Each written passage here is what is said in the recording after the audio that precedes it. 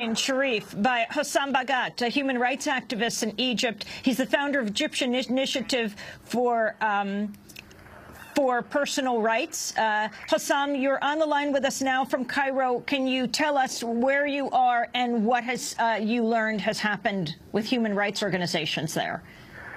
I'm downtown Cairo. I'm trying to gain access to Tahrir Square, but it seems that I keep being turned away from military checkpoints that are only allowing medical staff and medicines and ambulances to enter the square today.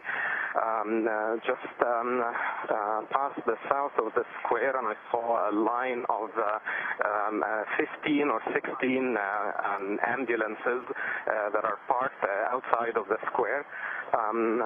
But more disturbingly, we just received news from our colleagues at the Hisham Mubarak Law Center, which has been acting as the main legal aid human rights organization in Egypt, and also the headquarters of a coalition of human rights organizations working under the name of the Front to Defend Egypt's protesters. Their offices in downtown Cairo have just been raided by the military police, who have asked everyone to lie on the floor face down and to remove the SIM cards from their phones, and their offices are now being searched by the military police. We have information that people inside the offices were not only the legal offices and the staff of the center, but also a representative from Amnesty International in London and the representative from Human Rights Watch were also inside and are currently being questioned. We can't have access to the building because there is a mob of pro-Mubarak agents that are gathered outside and are not letting anyone in or out of the building, and are chanting slogans accusing human rights defenders of being agents and traitors and spies. And we can't call anyone because they've all switched their phones off, and when we call the landline of the center, it is a representative of the police that picks up the phone. That happens in the immediate aftermath of a series of steps that have been taken to target foreign journalists, and many of whom were ordered to evacuate Tahrir Square or were attacked and had their equipment confiscated on the streets.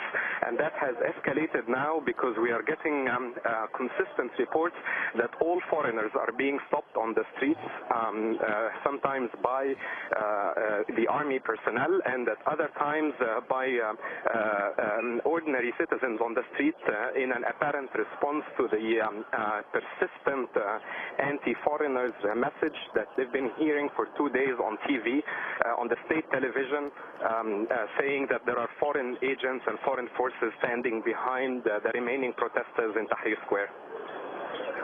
Okay, the latest news that we have, CPJ talking about cutting off access, a serious, as you are describing, crackdown. Also, the Prime Minister has said that they will stop the violence, supposedly, the Egyptian Prime Minister, which, of course, indicates a level of control. Yes, I heard the Prime Minister's interview with Al Hayat TV this morning, in which he apologized for what he called was a mistake last night in terms of allowing the pro-Mubarak agents to access Tahrir Square. He said that he demanded an explanation from, I guess, from his own government or his own party for this.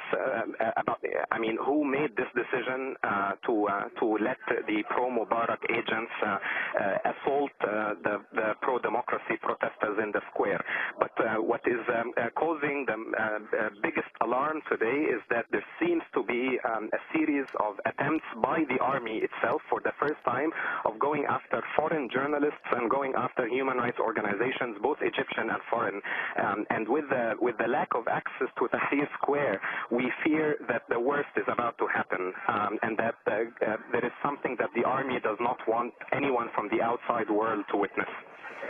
Yes, Hossam Bahgat, precisely that point I wanted to raise to you. It is clear now that the Mubarak government has decided that rather than for him to leave office now, that they are going to basically crack down on the center of the protest, and we're looking at the potential of another Tiananmen here, not another Philippines victory of the people as against Marcos. So my question to you: what do you see that people in other parts of the world need to do now, especially those of us here in the United States? Do you think the U.S. government should now move to remove all military aid from the Egyptian military? Because after all, the military depends to a large extent on the financial support of the United States as a means of pressuring it to change its stance of the last few days.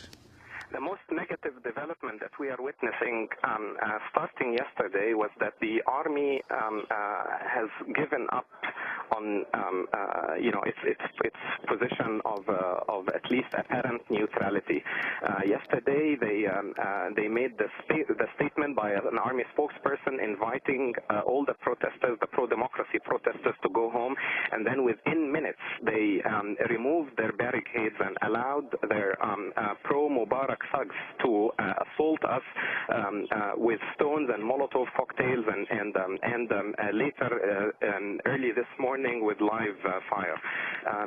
And they disappeared. They were nowhere to be seen. They did not even stay to arm their own, to guard their own tanks, which they left behind. Now, today, now that it is actually the military personnel that are stopping foreign journalists on the street, confiscating their equipment, going through their notebooks, but also now raiding the offices of a human rights organization and at least temporarily so far detaining their staff and searching their offices.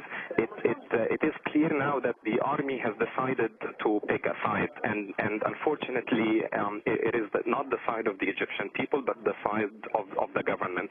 We fear now that the army is about to do something that it does not want the rest of the world to see, and the whole world will bear responsibility for what is about to happen, because I think that a bloodbath is still avoidable.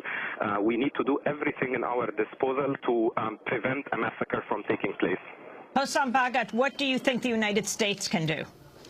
The United States bears the most responsibility because of the ties that they have with the Egyptian army, but also because of the constant contacts that have been made public over the past few days that were made between U.S. Army officials and Egyptian military officials. And not to mention, of course, the fact that the Egyptian army remains almost exclusively funded by the United States. The U.S. can prevent this from taking place and should prevent it. We're going to go to break and then come back. We're speaking with Hossam Bahgat, a human rights activist in Egypt, founder of the Egyptian Initiative for Personal Rights. We all